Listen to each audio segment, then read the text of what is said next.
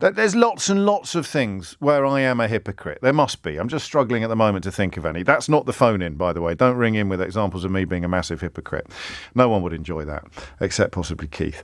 Why should ordinary football fans be punished for the sins of their owners? Okay, that's what applies to Chelsea. 0345 6060973. For what it's worth, I think there needs to be an answer to this question. And what my pal is looking for is a clear answer that he can communicate to his mates in the stand. So why should ordinary football fans be punished for Roman Abramovich's transgressions? 0345 6060973. And then in the context of Newcastle United, why should Newcastle United fans, what should they do? Here it is. I knew we'd get there in the end. If a wrong 'un buys your football club, why should you... Okay, here perhaps isn't... No, I don't know. That might get me into trouble. So people often suggested in recent years I should have resigned from LBC when I found myself sharing the workspace with people of whom I, let's just say, profoundly disapproved. And I thought that was a stupid suggestion because, you know, you just keep fighting the good fight until you win, don't you? And I did. But the question of what should football fans do if some dodgy geezers buy their club?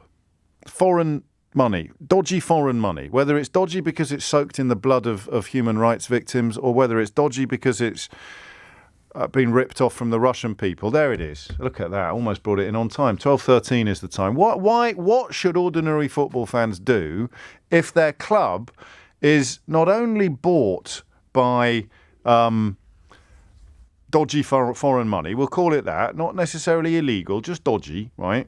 What should ordinary football fans do if their club is bought by dodgy foreign money? 0345 6060973. And that's a pretty good question. Phones are already ringing, but I want to just dig a little deeper. I want to go one gear further into the journey. What should they do? Why should they do anything? That's it, isn't it? So what should they? Why should they do anything? So what my mate has to do now, every time he goes to the Chelsea, is he has to explain to his fellow season ticket holders why what has happened to Roman Abramovich is perfectly fair. And that might involve an evidence-based and detailed discussion about the links between Abramovich and Putin and an explanation of how all of that money was extracted from Russia and essentially stolen from the Russian people and the whole role of oligarchy, to which they'll often respond by saying, well, hang on a minute, Boris Johnson, David Cameron, that clip they're playing, I was listening to O'Brien the other day, because they often do that at Chelsea. They say, I was listening to that O'Brien the other day. Still haven't forgiven him for the Lampard business, but he's all right under the bonnet.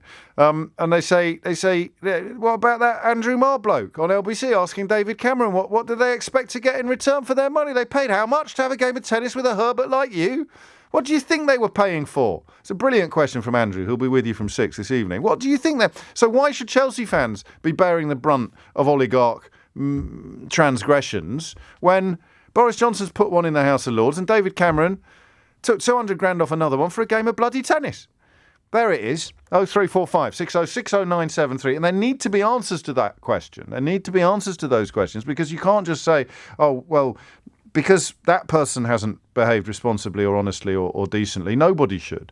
Hit the numbers now, you will get through. 0345 6060973. A Saudi Arabian flag at an English football game the day after Saudi Arabia executed 81 people. I can hear all the Chelsea fans go, oh, thanks, James. Thanks for getting us off the hook for 40 minutes. But, chanting Roman Abramovich's name when he's mates with a war criminal. I just want to know why ordinary fans should have to do something. I don't want to know about the relationship between the intellectual and the emotional or all of the stuff we did on Friday. Fascinating though I find that. I want to know what I would say to someone sitting next to me at St James's Park or Stamford Bridge if I was like, no, you don't understand. I'm not going to let them rob me of my football team. I'm still going to come. I'm still going to support my team. But they really shouldn't be in charge. And they say, why not, man?